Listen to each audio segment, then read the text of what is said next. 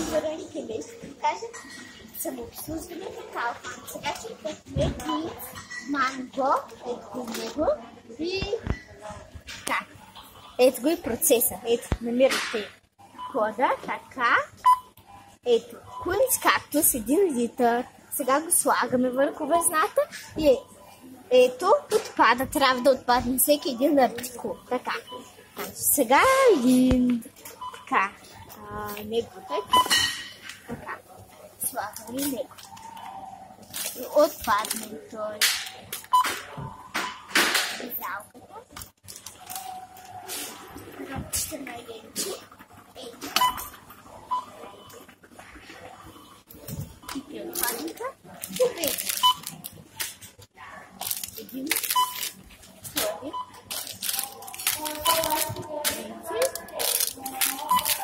Трети. Сега живо.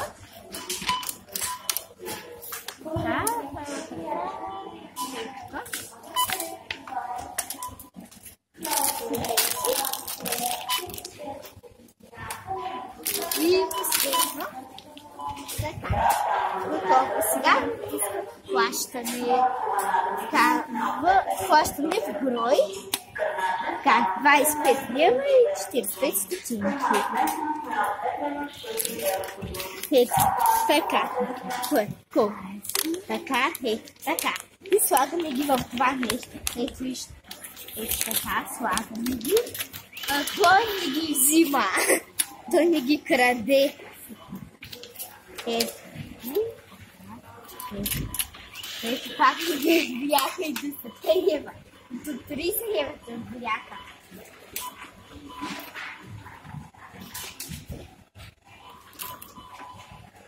Така. Айде бе.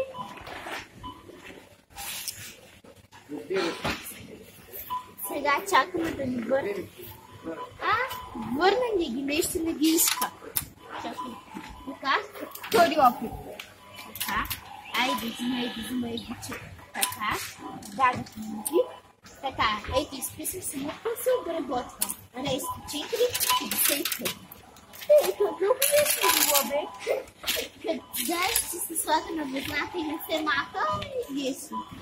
И няма чакане, даже по-лесно на каса. Така, ето, до арестата. Съпявай, оператор. Ето така се пазарува в Kaufland. Това нещо е чакай. Трябва да си вземете бележката и ето да натърсите. Така. И ето пускаме. И виждате. Ето я там. Чантата. С чанта. Отивате да гледате очичката. И да тествате парфюми.